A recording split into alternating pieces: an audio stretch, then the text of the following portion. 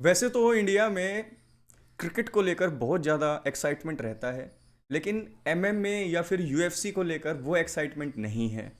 तो आखिर बात क्या है कि इंडिया इतना बड़ा कंट्री जहाँ पर स्पोर्ट्स के इतने दीवाने हैं, फिर भी यूएफसी या फिर एमएमए उनकी नज़रों से कैसे बचा हुआ है।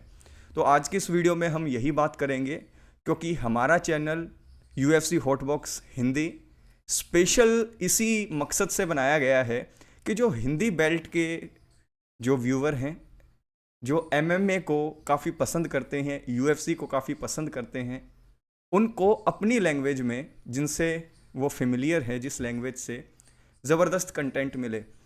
तो इस चैनल को सब्सक्राइब कीजिएगा और अपने दोस्तों तक शेयर भी कीजिएगा। आज की इस वीडियो में हम डिस्कस करेंगे कि why UFC is not that much popular in India. क्यों इंडिया में इतना ज़्यादा यूएफसी पॉपुलर नहीं है। इसके कई रीज़न हैं, और इसका सबसे पहला रीज़न ये है कि कोई इंडियन फाइटर नहीं है जो कि फेमस हो या पॉपुलर हो। There is no big name in UFC और एमएमए फ्रॉम इंडिया। और इसके पीछे भी दूसरा पॉइंट ये है कि इंडिया में एमएमए या फिर कॉम्बैट स्पोर्ट्स जो कि थोड़े से वॉयलेंट होते हैं, उनको पसंद नहीं किया जाता या फिर उन्हें प्रमोट नहीं किया जाता है। हमारा, अगर आप व्यूवरशिप देखें हमारे कंट्री का, तो मैक्सिमम आप देखेंगे क्रिकेट की तरफ है।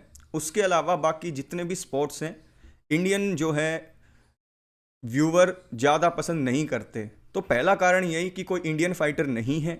दूसरा, एमएमए के स्पेशलाइज्ड जिम नहीं है हमारे देश में। आपने देखा होगा कि एमएमए के लिए एक टीम का होना बहुत ज़रूरी होता है, और इंडिया के अंदर आपको वो सारी की सारी फैसिलिटीज़ या उतने हाई लेवल के जिम नहीं मिलेंगे जहाँ पर आप जो हैं अपने अलग अलग फाइटिंग स्टाइल्स को क्या कर सकें, पॉलिश कर सकें।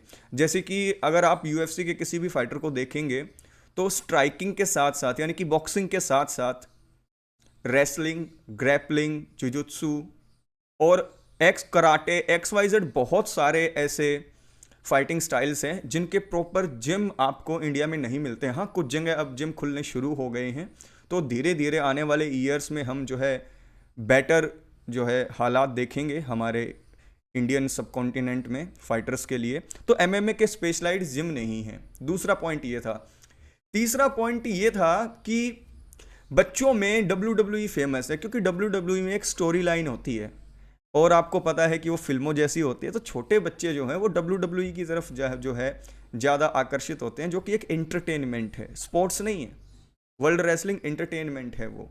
तो हमारा जो बच्चे हैं हमारे, वो डब्ल्यू डब्ल्यू ई को पसंद करते हैं, लेकिन जब वो बड़े होते हैं तो फिर वो यूएफसी की तरफ स्विच नहीं करते। कुछ ही परसेंट ऐसे हैं जो यूएफसी की तरफ स्विच करते हैं। देखना, एक सबसे बड़ा कारण ये है कि यूएफसी कोई इंडिया के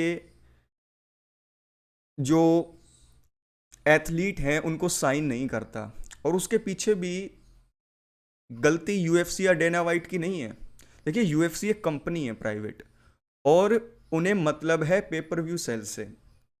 तो यूएफसी ने कोई भी एथलीट साइन नहीं किया है इंडिया से, क्योंकि इंडिया के अंदर इतनी पॉपुलैरिटी यूएफसी की नहीं है। और अगर वो साइन कर भी लेते हैं तो यहाँ पर कोई भी फाइट कार्ड आना इम्पॉसिबल है, क्योंकि फाइट कार्ड उसी जगह पर आता है जहाँ पर व्यूअरशिप बहुत ज़्यादा हो। तो इंडिया में आज के टाइम पर तो व्यूअरशिप नहीं है, इसीलिए यूएफसी का इतना ध्यान इंडिया के सब कॉन्टिनेंट पर नहीं है। इसके अपोजिट आपने देखा होगा कि डब्ल्यू डब्ल्यू ई ने ये रियलाइज़ किया कि इंडिया के अंदर बहुत ज़्यादा व्यूअरशिप है, तो इसलिए उन्होंने क्या किया कि अब आप देख रहे होंगे पिछले 3-4 साल से कि इंडिया के बहुत ज़्यादा रेसलर्स डब्ल्यू डब्ल्यू ई में जा रहे हैं। ऐसे ही जब इंडिया के अंदर यूएफसी का फैन बेस बनेगा जो रिकग्नाइजेबल हो, यानी कि इतने अमाउंट में हो कि हमारे एशिया के अंदर जो हमारा इंडियन और उसके पड़ोसी देश हैं, इन सब में इतने ज़्यादा फैंस हो जाएं यूएफसी के कि यूएफसी को भी नोटिस करना पड़े और यहाँ से भी जो है वो साइनिंग करें। तो एक तो पॉइंट ये था कि साइनिंग नहीं है, क्योंकि पेपर व्यू सेल नहीं हो सकते हमारे एरिया से।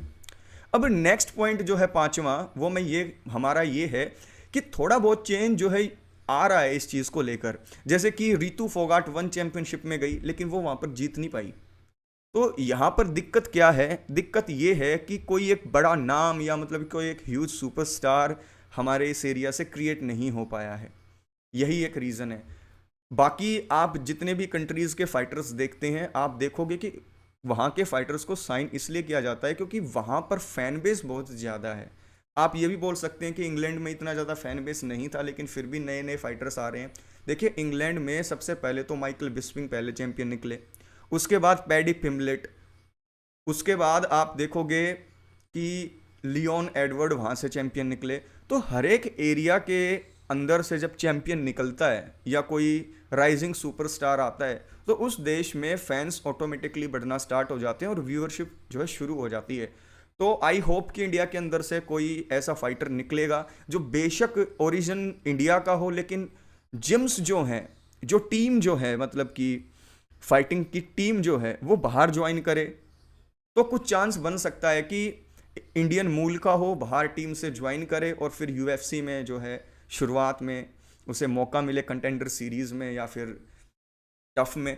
उसके बाद ये हो सकता है कि व्यूअरशिप बढ़े, क्योंकि जब तक एक बड़ा सुपरस्टार क्रिएट नहीं होगा तब तक फैन बेस नहीं आएगा, और जब तक फैन बेस नहीं होगा पेपर व्यू सेल नहीं होंगे, और यूएफसी का ध्यान इंडिया की तरफ जाना या इस बेल्ट की तरफ जाना थोड़ा सा इम्पॉसिबल लगता है।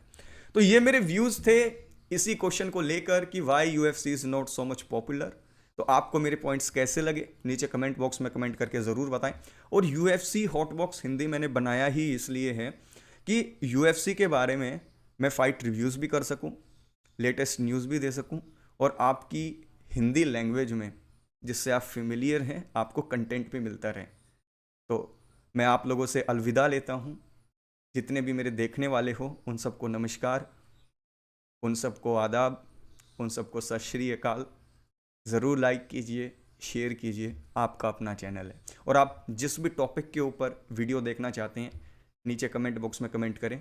इस्लाम मखाचेव और चार्ल्स ओलिवेरा का full fight in depth review और एनालिसिस मैंने आज डाल दिया है। 22 मिनट की वीडियो है, आप वो ज़रूर देखिएगा।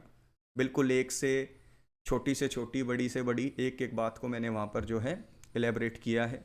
उसके अलावा एक वीडियो और मैंने डाली हुई है जिसमें इज़राइल अडेसानिया और एलेक्स परेरा की फ़ाइट रिव्यू मैंने किया है। तो ये दोनों रिव्यूज़ आप ज़रूर देखिएगा, और इस वीडियो को अपने दोस्तों तक भी शेयर कीजिएगा जिस भी ग्रुप में आप ऐड हों, जो एमएमए की चाह रखते हो हिंदी में देखने की। नेक्स्ट वीडियो में मिलता हूँ, तब तक के लिए टेक केयर, ख्याल रखें, मुस्कुराते रहें।